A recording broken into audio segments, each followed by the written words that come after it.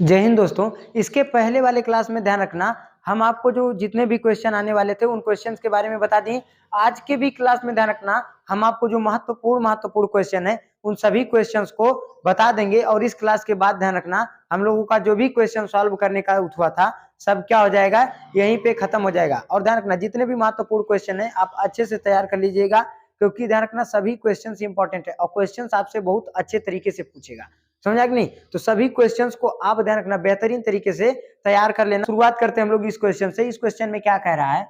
कह रहा है कि बिंदुओं ए, यानी ए क्या दिया है, ए बराबर -2 कामा -2 और बी क्या दिया है 2 कामा 8 को जोड़ने वाले रेखाखंड ए बी को 4 बराबर भागों में विभाजित करने वाले बिंदुओं का निर्देशांक ज्ञात कीजिए। तो ध्यान रखना, निर्देशांक हमें ज्ञात करना है ना। ध्यान रखना, एक कोई बिंदु यहाँ पे है, एक बिंदु कोई यहाँ पे है, इनको मिलाने पे एक रेखा बन रही है। इस वाले बिंदु का नाम है ए, इस वाले बिंदु का नाम है बी। इस बिंदु का जो निर्देशांक है वो कितना है, -2 कामा 2। और इस वाले बिंदु का जो निर्देशांक है बी का वो कितना है, तो 2 कामा 8 है। इस रेखा को ध्यान रखना कई भाग में बांटा गया है, 4 ठो बराबर बराबर खंड में काटा गया है। तो इस खंड का नाम मान लेते हैं, यहाँ पे क्या है, सी हो गया, यहाँ पे मान लेते हैं डी हो गया, यहाँ पे मान लेते हैं ई हो गया। ठीक है ना? तो अब दिया क्या है, तो लिख लेते हैं दिया है।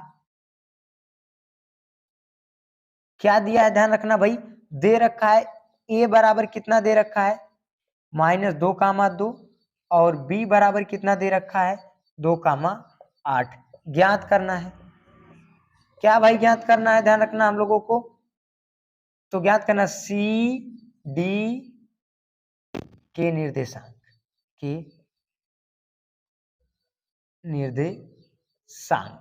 तो क्या देंगे हम लोग, प्रमाण देंगे कि हम लोग कैसे इसको ज्ञात किए हैं। तो ध्यान रखना, प्रमाण में क्या होगा कि दो बिंदुओं के ठीक बीचों बीच वाले बिंदु का जब निर्देशांक निकालना होता है तो उसके लिए एक सूत्र लगता है, x1 + x2 बटे 2 कामा y1 + y2 बटे 2। इस सूत्र पे रखते हैं, निकल करके क्या आ जाता है, आंसर आ जाता है। तो अब देखो, जब इस सूत्र पे हम लोग लगाएंगे तो x1 का मान जो, ध्यान रखना, आगे होता है वो इसमें 1 1, इस वाले में 2 2। तो ध्यान रखना, पहले का क्या होता है, x का मान होता है, दूसर का y का होता है। तो बताओ x1 का मान हमें क्या मिलेगा, यहाँ पे x1 का मान मिलेगा -2 प्लस x2 का मान मिलेगा 2 बटे में 2 कामा y1 का मान मिलेगा 2 प्लस y2 का मान मिलेगा 8 बटे 2। तो सॉल्व करेंगे जब हम आगे इसको, तो क्या आ जाएगा, ई घट के जाएगा 0 बटे 2, कामा हाई कितना आ जाएगा 10 बटे 2, 2 एकम 2 बचे 10, तो क्या आ जाएगा 0 कामा 5। ठीक है, किसका निर्देशांक निकाले हम लोग, डी का। किसका निकाले हैं, डी का।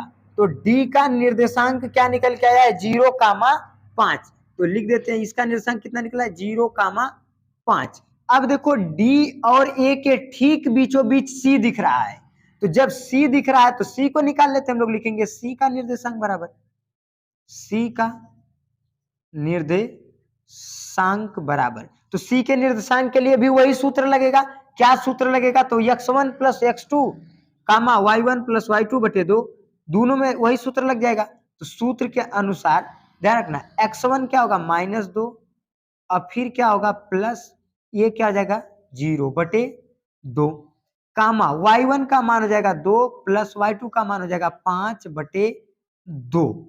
अब आगे जब इसको हम लोग सॉल्व करेंगे तो क्या निकल के आएगा भाई, हमें मिलेगा, तो ध्यान रखना हम लोगों को मिलेगा -2 बटे 2 कामा 7 बटे 2। तो ई तो कट के हो जाएगा 1, तो आगे क्या बचेगा भाई, मिलेगा तो -1 कामा 7 बटे 2। किसका निर्देशांक मिल गया, इस वाले का, -1 कामा 7 बटे 2, इसका निर्देशांक मिल गया। अब हम लोग देख लेते हैं आगे वाले का, जब डी ई को देखेंगे तो ई डी और बी के बीच है, एकदम ठीक बीचों बीच है। तो लिखेंगे ई का निर्देशांक बराबर, ई का निर्देशांक बराबर, ई का निर्देशांक जब ध्यान रखना हम लोग निकालेंगे तो ई का निर्देशांक कैसे निकलेगा भाई, तो ई का भी निर्देशांक उसी सूत्र से निकलेगा। x1 का मान क्या होगा 0 प्लस x2 का मान हो जाएगा 2/2 कामा y1 का मान हो जाएगा 5 और प्लस y2 का मान हो जाएगा 8/2। जब इसको सॉल्व करेंगे आगे तो ध्यान रखना 0 और 2 जोड़ेंगे तो क्या आएगा 2/2 कामा 5 8 5 13/2। 2 1 कम 2 कट जाएगा कि नहीं, तो बराबर मिलेगा 1 कामा 13/2। तो इस तरीके से इसका निर्देशांक कितना निकल के आ गया, ध्यान रखना 1 कामा 13/2। तो इस तरीके से ध्यान रखना इन बिंदुओं का हम लोग क्या करेंगे, निर्देशांक निकाल लेंगे। ठीक है, कोई दिक्कत नहीं ना। अब हम लोग ध्यान रखना आगे के क्वेश्चंस को हम लोग अब क्या कर लेते हैं, देख लेते हैं। क्वेश्चन जो है आपसे 2 नंबर वाले क्वेश्चन में पूछेगा, क्या कह रहा है कि दर्शाइए कि एक धनात्मक विषम पूर्णांक 4q+1 या 4q+3 के रूप का होता है। तो सिंपल है, ध्यान रखना क्या करेंगे, हम लोगों को क्या दिखाना है, ध्यान रखना कि 4q+1 या 4q+3 के रूप का धनात्मक विषम पूर्णांक होता है। तो हम लोग मान लेते हैं, माना वह धनात्मक विषम पूर्णांक बराबर क्या होगा, तो q मान लेते हैं। क्या मान लेते हैं, वह धनात्मक विषम पूर्णांक हम लोग क्या मान लेते हैं, q मान लेते हैं। तो जब q मान लेंगे तो ध्यान रखना अगर हमें 5 में भाग देनी है तो शेषफल क्या क्या आ सकता है, अगर 5 में भाग देनी है तो शेषफल 0 भी आ सकता है, 1 भी आ सकता है, 2 भी आ सकता है, 3 भी आ सकता है, 4 भी आ सकता है, लेकिन 5 तो नहीं आ सकता। तो जस्ट वही काम है, ये जो 4 है जान लो कि हमें 4 में भाग देनी है। अगर हम लोग 4 में भाग देंगे तो शेषफल क्या आएगा, तो 0 भी आ सकता है, 1 भी आ सकता है, 2 भी आ सकता है, 3 भी आ सकता है ना।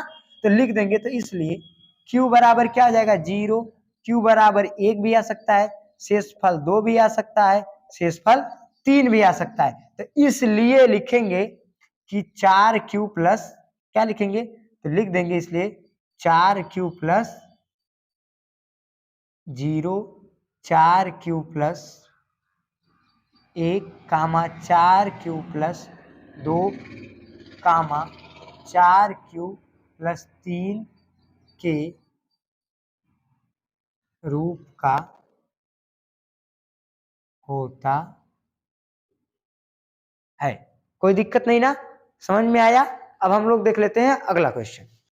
देखो यहां पे अगला क्वेश्चन में क्या कह रहा है, कह रहा है किसी कारण 12 खराब पेन 132 अच्छे पेन में मिल जाते हैं तथा केवल यह देखकर नहीं बताया जा सकता है कि कोई पेन खराब है या अच्छा है। इस मिश्रण में से यादृच्छया एक पेन निकाला जाता है। निकाले गए पेन की अच्छा होने की प्रायिकता ज्ञात कीजिए। एक बात याद रखना, जब भी हम लोग प्रायिकता पढ़ेंगे तो प्रायिकता में एक ही चीज होगा, घटना घटित होने की संख्या बटे होने वाली कुल संभावनाएं। मान लो आपके बगल से कोई यूं नचाता हुआ गाड़ी लेके निकला, अब का प्रायिकता होगी कि लेके अगवा उलट जाएगा। तो भाई ये भी हो सकता है कि उलट भी सकता है, नहीं भी उलट सकता है। तो घटना तो एक तो घटित तो होबे करेगी, या तो नहीं उल्टेगा या तो उल्टेगा, समझा कि नहीं। तो संभावना तो 2 बनेगी, लेकिन घटना तो घटित अक्के होगी। तो जो घटना घटित होगी वही समझ जाना क्या होगी, प्रायिकता। तो क्या लिखेंगे, घटना घटित अक्के होगी, तो घटना घटित 1 होगी तो 1 हो जाएगा। अब बटे प्रायिकता कितनी, भाई संभावना कितनी बनी है 2, तो बटे में क्या हो जाएगा 2, तो प्रायिकता क्या बनेगी उसकी 1/2। तो वैसे ही क्या कह रहा है कि किसी कारण 12 खराब पेन 132 अच्छे पेनों में मिल जाते हैं ना। खराब पेनों की संख्या कितनी है, खराब पेनों की संख्या 12, अच्छे पेनों की संख्या कितनी है, अच्छे पेनों की संख्या बराबर कितना है 132। इसलिए कुल पेन कितने हो गए, कुल पेन बराबर अच्छे और खराब, तो अच्छे हैं 132, खराब है 12, बराबर 144 पेन। कुल कितने पेन हो गए 144 पेन। अब जो भी पेन निकाला जाएगा इस पेन में इसी 144 में से ही निकाला जाएगा ना, चाहे वो खराब हो चाहे अच्छा हो। तो अब ध्यान रखना, अगर अच्छा पेन होगा तो अच्छे पेनों की संख्या बटे कुल संभावना, खराब पेन निकाला जाएगा तो खराब पेनों की संख्या बटे कुल संभावना। यही हमारी क्या होगी, प्रायिकता होगी। तो देखो प्रायिकता के अनुसार क्या कह रहा है कि कह रहा है कि जो है क्या प्रायिकता निकालना है, निकाले गए पेन के अच्छा होने की प्रायिकता। निकाले गए पेन की क्या ज्ञात करनी, अच्छा होने की प्रायिकता ना, तो लिखेंगे अच्छे पेनों की संख्या। प्रायिकता क्या निकालना है, प्रायिकता बराबर अच्छे पेनों की संख्या की संख्या बटे अच्छे पेनों की संख्या बटे कुल पेनों की संख्या, बटे कुल पेनों की संख्या। अच्छे पेनों की संख्या निकालना बटे कुल जो है कुल पेनों की संख्या। अच्छे पेनों की संख्या कितनी है भाई, तो अच्छे पेनों की संख्या है 132। कुल पेनों की संख्या कितनी है, 144। ठीक है, तो यही हो जाएगी हमारी प्रायिकता। इसको काट के हम लोग क्या कर सकते हैं, छोट भी कर सकते हैं। जैसे 2 से काट देंगे तो 2 छक 12 और 2 छक 12। 2 से इसको काट देंगे 2 सत्ते 14, 2 दूनी 4। 2 से काट देंगे तो कितना आ जाएगा, 2 तिहाई 6, 2 तिहाई 6। 2 से काटेंगे 2 तिहाई 6 और उसके बाद 2 छक 12। इसको काटेंगे 3 से तो 11 तिया 33 और इसको काटेंगे 3 से तो कितना आ जाएगा, 3 एकम 3, 3 दूनी 6। तो प्रायिकता निकल के आएगी 11/12। ये क्या निकल के आ जाएगी हमारी प्रायिकता। तो इसी तरीके से ध्यान रखना, हम लोग क्वेश्चन को सॉल्व करते हैं। तो आशा करते हैं कि आपके ध्यान रखना पेपर में जो क्वेश्चन आएंगे इन सभी क्वेश्चन आप लोग बेहतरीन तरीके से सॉल्व कर लिए होंगे, आपको अच्छे से समझ में आया होगा। अब नेक्स्ट ध्यान रखना, हम लोग क्या करेंगे इस क्लास के बाद से, अब हम लोग साइंस के जो है पेपर की तैयारी करेंगे, क्योंकि उस पेपर की भी तैयारी के लिए बहुत ज्यादा समय हमारे पास नहीं है, क्योंकि मैथ के जस्ट पेपर के एक दिन बाद ही उसका पेपर है, समझ में कि नहीं। तो अब हम लोग उसके पेपर की तैयारी करेंगे, ठीक है।